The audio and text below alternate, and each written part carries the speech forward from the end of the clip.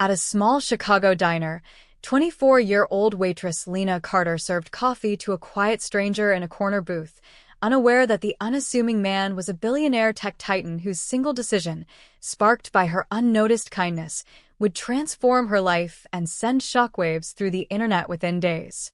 Lena Carter moved swiftly through the early morning rush at Rosie's Diner, a cozy spot on Chicago's South Side known for its greasy spoon charm and loyal regulars. At 24, Lena was a single mother to 3-year-old Mia, juggling 2 jobs while taking night classes for a nursing degree. Her dark curls were tied back, her apron stained with coffee splashes, but her warm smile never faltered as she refilled mugs and scribbled orders. It was 6:30 a.m. on a chilly Tuesday in March 2025, and the diner was packed with construction workers, cabbies, and retirees. At booth 12, a man in his late 50s sat alone, his gray hoodie and jeans blending in with the crowd. He sipped black coffee, his eyes scanning a newspaper, though he seemed more focused on the diner's rhythm. Lena approached, her notepad ready. "Morning, sir. Ready to order?" The man glanced up, his face weathered but kind. "Just eggs, sunny side up, and toast. No rush." Lena jotted it down, nodding. "Got it. Be out in a few."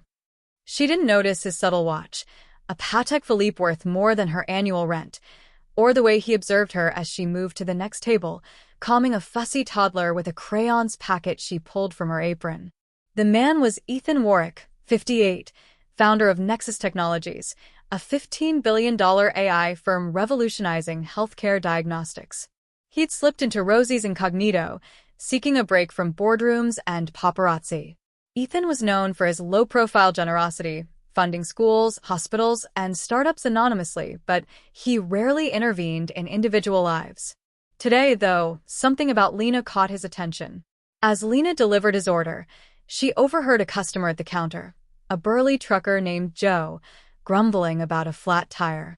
"Gonna cost me a day's pay to fix," he muttered. Lena, balancing plates, paused. "There's a shop 2 blocks down, Joe. Ask for Manny. He'll cut you a deal. Tell him I sent you." Joe's face softened. "Thanks, Lena. You're a lifesaver." Ethan watched, his fork paused mid-bite.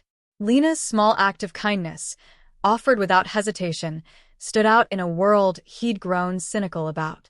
He ate slowly, noting how she handled a rude customer with grace, slipped an extra pancake to a homeless regular, and laughed off a spilled juice incident with a tired mom. By 7:15, the rush slowed. Lena cleared Ethan's table, dropping off his check. "Hope the eggs were okay," she said, her smile genuine despite the bags under her eyes. "Perfect," Ethan replied, leaving a $20 bill for a $7 tap. "Keep the change." Lena thanked him, pocketing the tip without a second thought. Ethan lingered, pretending to read, but his mind was racing. He'd built Nexus on spotting potential, people, ideas, systems, and Lena had it in spades. Her resilience, empathy, and quiet competence reminded him of his late sister, who'd raised 3 kids alone while working double shifts. Ethan left the diner, but didn't go far. He sat in his rental car, a nondescript sedan, and pulled out his phone. A quick search on X turned up nothing about Lena. She wasn't the type to post selfies or viral rants. But he found Rosie's Diner tagged in local reviews, with comments praising the waitress with a big smile. He dialed his assistant, Sarah, who answered on the first ring. "Sarah, I need a background on someone," Ethan said. Discreetly. "Name's Lena Carter. Works at Rosie's Diner in Chicago. Mid-20s, single mom. I want to know her story." Sarah, used to Ethan's cryptic requests, didn't ask questions. "Give me 24 hours. The next morning, Ethan returned to Rosie's, this time in a baseball cap and glasses. Lena was there, serving a table of cups with her usual warmth. Ethan ordered coffee, watching as she handled a busy shift with ease. Sarah's report arrived via email. Lena Carter, 24, high school graduate, enrolled in community college for nursing. Mother to Mia, no father listed. Renting a 1-bedroom in Englewood, behind on utilities twice in the past year. No criminal record, no social media presence. Worked at Rosie's and a call center, 60 hours a week combined. References from coworkers called her reliable and a team player. Ethan read the report twice, his coffee growing cold. Lena's life was a grind, yet she radiated kindness. He thought of Mia, picturing a toddler growing up in a world that hadn't given her mother a break. Ethan had no children, no close family, since his sister's passing. Helping Lena felt personal, urgent. He left another generous tip and returned to his hotel, where he spent hours researching nursing programs, scholarships, and Chicago's housing market. By evening, he devised a plan, not a handout, but a springboard. He called Sarah again, set up a meeting with the dean of Northwestern's nursing school, and find a realtor in Chicago. I need a 2-bedroom condo, safe neighborhood, near a good preschool. Sarah paused. Ethan, are you buying a condo for someone? Just do it, he said, his voice firm but soft. And get me the contact for Rosie's owner. The following day, Ethan visited Rosie's for the 3rd time. Lena wasn't working. Her shift ended at noon, but he spoke to the owner, Rosie herself, a 70-year-old woman with a sharp wit. Lena's one of my best, Rosie said, wiping down the counter. Works her tail off, never complains. Why you asking? Ethan chose his words carefully. I'm with a foundation that supports working parents. I'd like to help Lena, but I need your input. What does she need most? Rosie eyed him skeptically, but answered. Money, for one. She's saving for school, but it's slow. And a better place to live. Her neighborhood's rough. But Lena's proud. She won't take charity. Ethan nodded. I'll respect that. Can you pass along a message? Tell her someone wants to meet her tomorrow here about an opportunity. Don't mention me. Rosie agreed, though her eyes narrowed. You're not some creep, are you? Ethan chuckled. No, ma'am. Just someone who believes in paying it forward. The next morning, Lena arrived at Rosie's, confused but curious.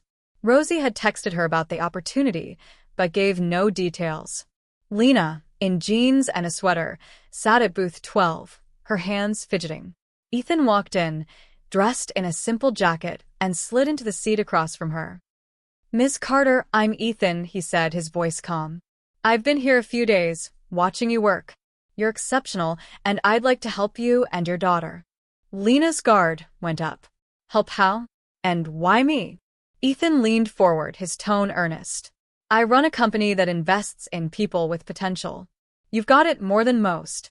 I'm offering you a scholarship to Northwestern's nursing program, full ride, including books and fees. And a condo, 2 bedrooms, in Hyde Park, near preschool for Mia. No strings attached. Lena's mouth parted, but no words came. She stared at him, searching for a catch. Why would you do this? You don't know me. I know enough, Ethan said. I saw how you treat people, strangers, regulars, even when you're exhausted. That's rare. I lost someone like you years ago, and I don't want to see another person like that struggle. Lena's eyes welled up, but she blinked hard. This sounds too good to be true. What do you want in return? Nothing, Ethan said firmly. The condo's in your name, free and clear. The scholarship's through a foundation, no repayment. All I ask is you keep being who you are. Lena shook her head, overwhelmed. I can't just accept this. It's too much. Ethan smiled faintly. Take a day to think it over. Talk to Rosie, your family. Here's my lawyer's card. She'll handle the details. He slid a business card across the table and stood. You deserve this, Lena.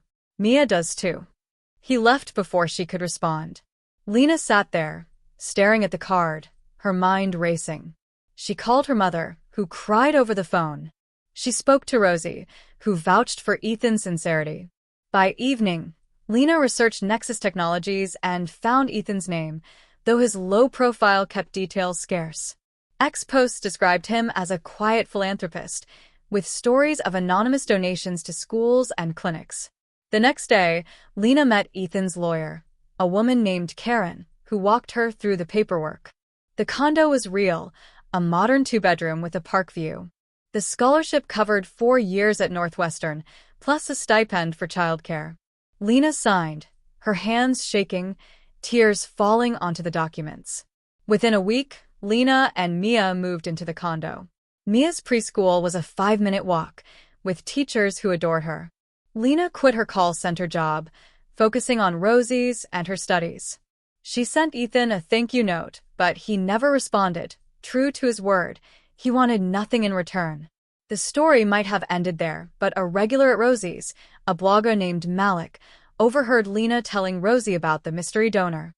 Malik posted on X, "Chicago waitress gets life-changing gift from anonymous billionaire. Single mom, nursing student, now has a condo and full scholarship. This is unreal. Hashtag Rosie's Diner, hashtag pay it forward." The post went viral, amassing 100,000 likes in 24 hours. Journalists dug in, linking Ethan to the story through public records of the condo purchase.